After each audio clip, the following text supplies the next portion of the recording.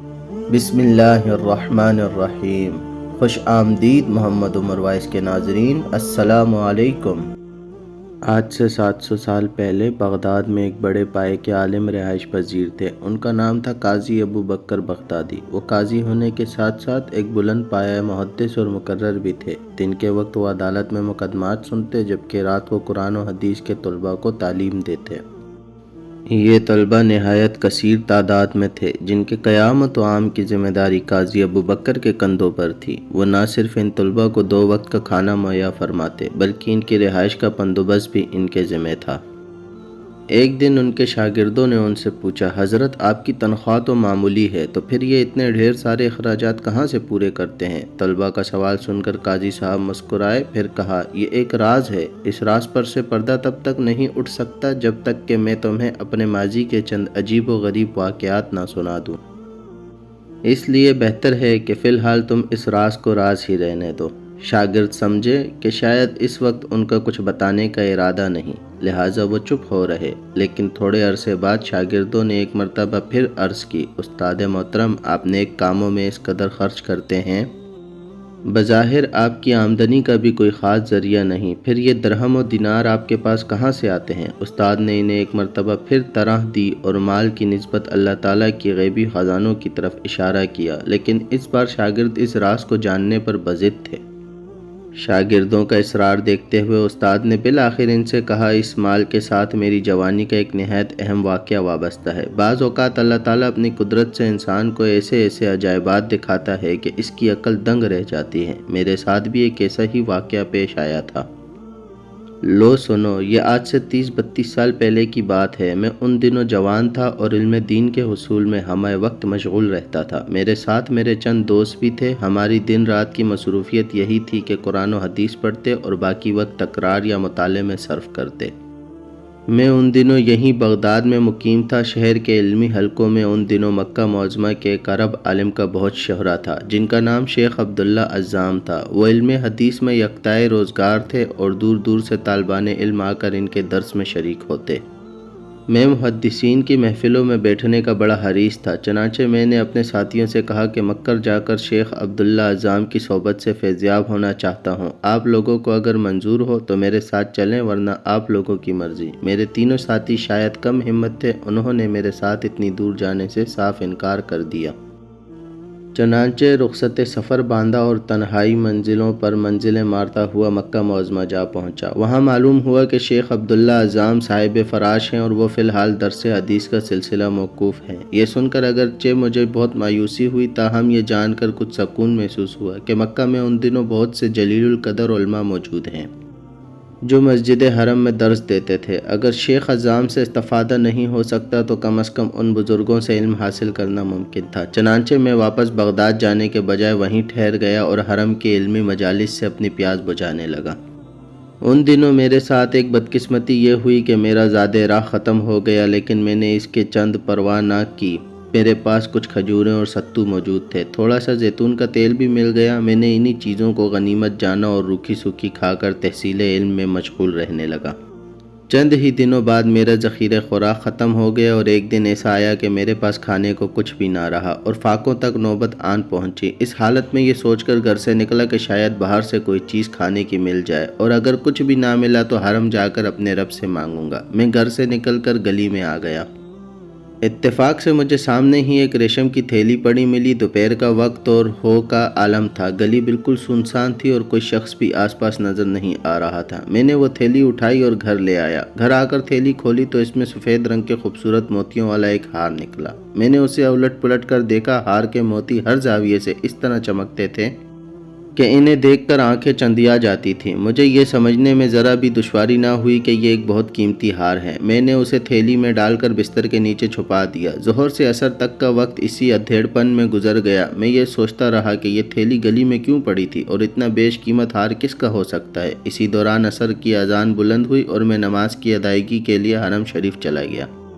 عصر کی نماز پڑھ کر آیا اور دوبارہ یہ سوچنے لگا کہ یا اللہ خبر نہیں اس ہار کا مالک کون ہے اور میں اب اسے اس تک کیسے پہنچاؤں۔ اسی دوران گلی میں کچھ شور بلند ہوا۔ میں نے دروازے پر سے باہر جھانکا تو دیکھا کہ ایک اونٹ پر کوئی بوڑھا آدمی سوار ہے۔ اونٹ کے آگے چند آدمی دف بجاتے چل رہے ہیں۔ وہ بوڑھا تھوڑی تھوڑی دیر بعد یہ اعلان کرتا ہے کہ مکہ والوں، میری ایک تھیلی گم ہو گئی ہے، اس میں ایک ہار تھا، وہ ہماری خاندانی میراث ہے، تم سب اللہ کے ہمسائے اور قابل تعریف لوگ ہو، جس کو وہ تھیلی ملے برائے مہربانی مجھے واپس کر دے، میں تھیلی واپس کرنے والے کو 500 دینار انعام دوں گا، خدا تم پر رحم کرے مکہ والو۔ یہ کہہ کر وہ اپنے دائیں ہاتھ کو ہوا میں لہراتا جس میں ایک پھٹے پرانے کپڑے میں دینار واضح نظر آ رہے تھے۔ میں نے یہ اعلان سن کر حیران رہ گیا، دل میں سوچا کہ شاید یہی بوڑھا اس تھیلی کا حقیقی مالک ہے، مجھے ضرور یہ اس تک پہنچانی چاہیے۔ میں ابھی اسی شش و پنج میں تھا کہ اعلان کرنے والا اور اس کے ساتھی میرے گھر کے سامنے سے گزرنے لگے۔ میں لپک کر باہر نکلا اور اونٹ کی لگام تھام کر کہا، بڑے میاں ذرا میری بات سنیے۔ کہو نوجوان بوڑھے آدمی نے جھک کر کہا، کیا بات ہے؟ آپ ذرا نیچے اتر کر میرے گھر آئیے۔ میں نے کہا، آپ کی تھیلی میرے پاس ہے۔ بوڑھا جلدی سے نیچے اتر آیا۔ میں نے اسے بٹھایا، بستر کے نیچے سے ریشمی تھیلی نکال کر اسے دی اور پوچھا، کیا یہی وہ تھیلی ہے جس کی آپ کو تلاش ہے؟ بوڑھے نے میرے ہاتھ سے تھیلی جھپٹی اور تیزی سے اسے کھولا۔ اس میں وہ ہار جوں کا توں موجود تھا۔ بوڑھے نے ہار نکال کر اسے چوما اور پھر مجھ سے مخاطب ہو کر کہنے لگا، نوجوان، یہ ہار سفر کے دوران مجھ سے کہیں کھو گیا تھا، میں اس کی وجہ سے سخت پریشان تھا، خدا تمہیں جزائے خیر دے، تم بہت دیانتدار ہو، لو اپنا انعام سنبھالو۔ یہ کہہ کر اس نے دینار میرے آگے کر دیے۔ میں نے کہا، بڑے میاں، یہ ہار مجھے گلی میں پڑا ملا تھا، میں اسے اندر اٹھا لایا، یہ میرے پاس آپ کی امانت تھا، میرا تو یہ فرض تھا کہ میں اسے آپ کو واپس کروں، مجھے انعام کی ضرورت نہیں، میں اپنی نیکی فروخت نہیں کرتا۔ میری بات کا بوڑھے پر کوئی اثر نہ ہوا اور وہ بدستور اس پر بضد رہا کہ میں دینار قبول کر لوں۔ اس نے بہت اصرار کیا لیکن ادھر میں بھی اپنی بات پر جمع رہا تھا۔ آخر وہ بوڑھا نہ مانا اور دینار میرے پاس چھوڑ کر چلا گیا۔ میرے پاس کچھ نہ تھا اور میں بہت بھوکا تھا، لہٰذا میں نے چار و ناچار ان دیناروں سے اپنی غذا کا بندوبست کیا اور مکان کے مالک کو کرایہ بھی ادا کیا۔ اسی دوران شیخ عبداللہ اعظام نے حرم شریف میں دوبارہ درس حدیث کا سلسلہ شروع کر دیا۔ میں نے موقع غنیمت جانا اور روزانہ شیخ کی خدمت میں حاضر ہونے لگا۔ میں کافی عرصے تک تحصیل علم میں مشغول رہا اور اس دوران مالی ضرورتوں کے لیے وہی دینار کفالت کرتے رہے۔ آخر وہ دن بھی آ گیا کہ جب میں نے جو کچھ سیکھنا تھا سیکھ لیا اور واپس بغداد جانے کے لیے جدہ کی بندرگاہ پر پہنچا۔ وہاں سے میں نے بحری سفر شروع کیا۔ کشتی کا ملاح اناڑی تھا، وہ ہمیں کسی غلط سمت لے گیا۔ ہم سب اتنے ڈرے سہمے بیٹھے تھے کہ کوئی کسی سے بات نہ کرتا۔ تھوڑی ہی دیر بعد اندھیرا چھا گیا اور بارش ہونے لگی۔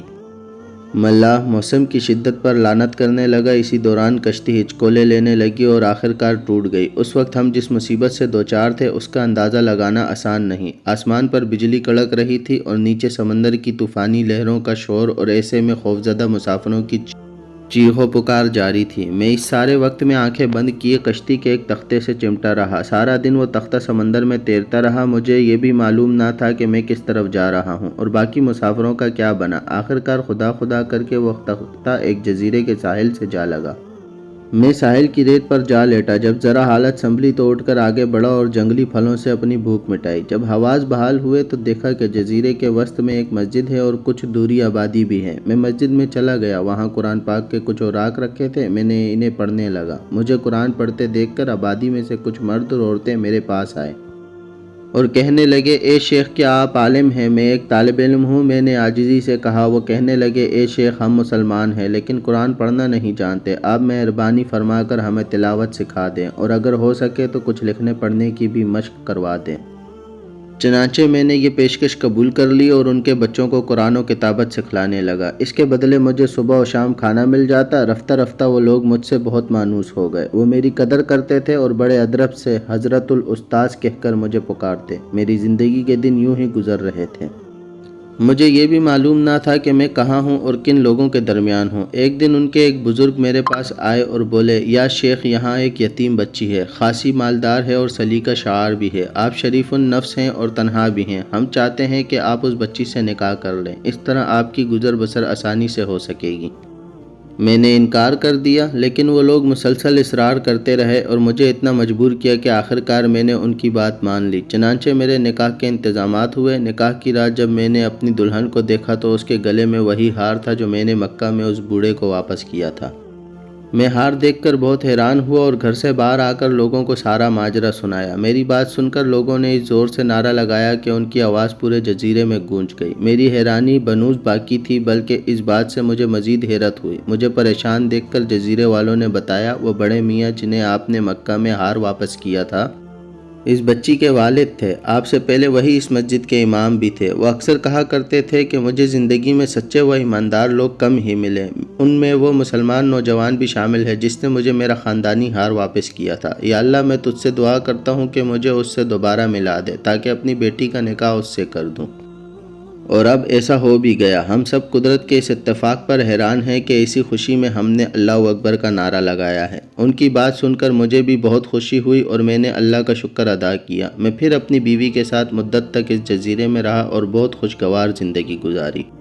بعد ازاں جب میری رفیقہ حیات کا انتقال ہوا تو پھر میں تنہا ہو گیا۔ کچھ عرصے تو میں اس جزیرے میں رہا، پھر ان لوگوں سے اجازت لے کر بغداد واپس آ گیا۔ وہ ہار ابھی تک میرے پاس تھا۔ جزیرے والوں نے بخوشی اسے مجھے اپنے ساتھ لے جانے کی اجازت دے دی۔ بغداد میں وہ ہار ایک تاجر کو پسند آ گیا۔ اس نے کئی لاکھ دینار میں وہ مجھ سے خرید لیا۔ میں نے دینار اپنے پاس سنبھال رکھے ہیں، انہی سے میں تم لوگوں کے اخراجات پورے کرتا ہوں، چونکہ میں اسے نیکی کے کاموں میں خرچ کرتا ہوں، اس وجہ سے برکت ہی برکت ہے۔ یہ داستان بیان کرنے کے بعد شیخ ابو بکر بغدادی خاموش ہو گئے اور پھر اللہ تعالیٰ کی بڑائی بیان کرنے لگے۔ شاگرد بھی یہ جان کر مطمئن ہوئے کہ ان کے استاذ کو رب کائنات کی طرف سے دولت عطا ہوئی ہے۔